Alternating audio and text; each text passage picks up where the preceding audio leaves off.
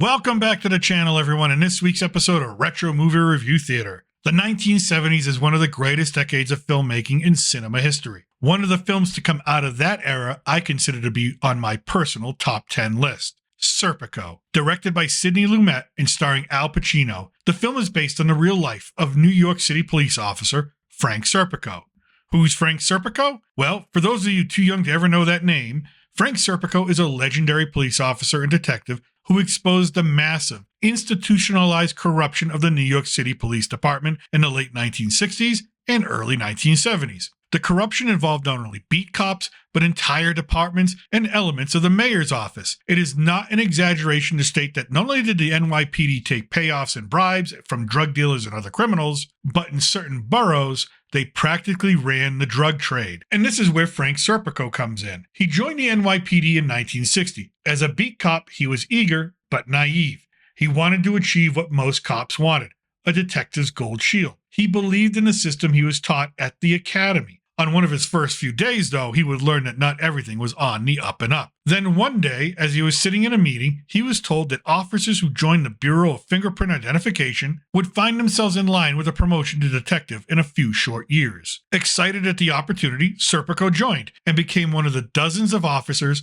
that had to visually, by hand, try to match fingerprints to criminal warrants. Yeah, no such thing as computers back then. It was laborious work, and Serpico was not like his fellow officers. He gravitated more towards the counterculture of the 1960s. Therefore, he started to not get along with his fellow officers. He grew out his hair, his beard. He wore clothes that were not considered professional at the time. He moved to Greenwich Village, a known hippie center of New York City. His fellow officers found him strange and began not to trust him. In short, he looked nothing like a traditional New York City cop. He was tailor-made for undercover work. And with all this conflict, he grew frustrated with his job because it was apparent after a while that he would not get a shot at being a detective. That is, until the famed bathroom incident. One night while working, Serpico was in the men's room. A fellow officer shut off the lights so he could get a better view of an open window across the street because a naked woman was inside. A third officer entered the men's room, turned on the lights, and saw Serpico and the second officer together in the dark and immediately assumed that they were pleasuring each other. This got Serpico into trouble,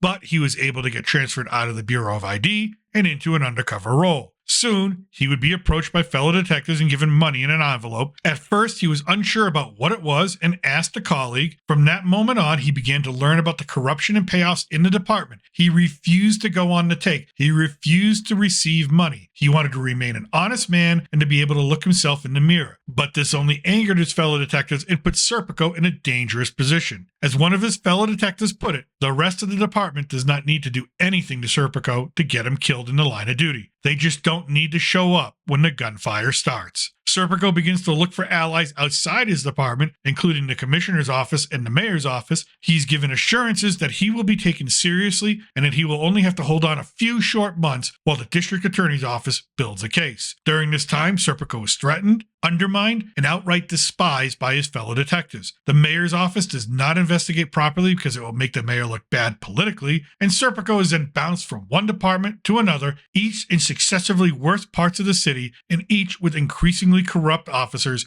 and every time it's an effort to try to get Serpico to just quit and go away. Instead, Serpico reaches out to outside agencies and even gives an on-the-record statement to the New York Times because the NYPD leadership is trying to cover up all that he's told them about the massive amounts of money and drugs being laundered by whole divisions within the city. Serpico tries to keep a regular life together during this whole time. He has 2 love interests in the film, but in reality, Frank Serpico was married 4 times, each time his marriage falling apart from stress brought on by the job. And Frank Serpico himself in real life lasts until February 3rd, 1971. This is when he's transferred to Brooklyn, Narcotics Division, one of the most corrupt departments on the force, if not the most corrupt. He and 4 other detectives got a tip about a drug deal and went to make an arrest. However, Serpico, being the first through the door, was jammed and caught in a vulnerable position. His fellow officers refused to act and help him. The drug dealer shot Serpico in the face. Miraculously, Serpico lived, but he would never be a cop again. He would have partial hearing loss and partial paralysis, as well as having pieces of the bullet left in the skull that, if they ever moved, could kill him instantly. After his recovery, and because his name was now so prominent from the New York Times article, the city could no longer ignore the corruption that was occurring. The Knapp Commission was created to address these issues citywide. Serpico himself testified at this commission. In the end, the commission found ample evidence of widespread corruption within the New York City Police Department and made several recommendations, including holding all supervisors responsible for the actions of their subordinates. Serpico, finally having the opportunity to tell his story and expose what he knew, and now wary of being in New York and the country in general, moved to Switzerland. And this is how the film ends. Now, there are a lot of police movies, films about crime and about corruption, but Serpico is not only a true story, and the film makes a point to not over-exaggerate the real-life events. What you see is extremely accurate towards history, but it is one of the most harrowing individual dramas you will ever see. When you watch Frank Serpico, you are watching a man battle not only personal temptations, you are watching a man walk around with a literal target on his back. Someone who's had to embrace the isolation, the fear, the anxiety, and the hate of being an honest cop during one of New York City's darkest periods. Director Sidney Lumet once stated that with Serpico, you not only need to know where you are physically, you need to know where you are emotionally. What he meant by that is when you observe Frank Serpico, you are witnessing a man who is unraveling. Everything he believed in, every value he was taught, that institutions like government and the police were good and just. These turned out to be lies because the fact was that these institutions were infected by men who were not honorable. Frank Serpico could not be the good, honest cop he always dreamed of being because the department would not allow it. But Lumet meant something more than that. As you follow along Frank Serpico's journey, each successive step seems like a descent into evil, into danger, into worse and worse conditions, surrounded by more vile and unsavory characters. As Frank unravels, the foundations of society unravel around him. He goes from nice neighborhoods to the absolute worst slums. He goes from enthusiastic allies at the DA's office and the mayor's office to backroom politicking and deal-making, and the city and the mechanisms around Frank unravel with him as he continues to dig in and refuse to comply. And as he does this, more and more of the ugliness is exposed. And in the end, unfortunately, this was a true story. Frank Serpico has been called many things, but a person who stands up to that level of pressure, knowingly puts himself in the crosshairs of almost every police officer, never mind criminal, in the city of New York, can only be respected. According to Pacino, this is his finest work as an actor. He spent months with the real Frank Serpico to understand the man he would play. And for Al Pacino to single out this one performance out of his many and call it his best is a statement in and of itself. For me, I agree with this sentiment.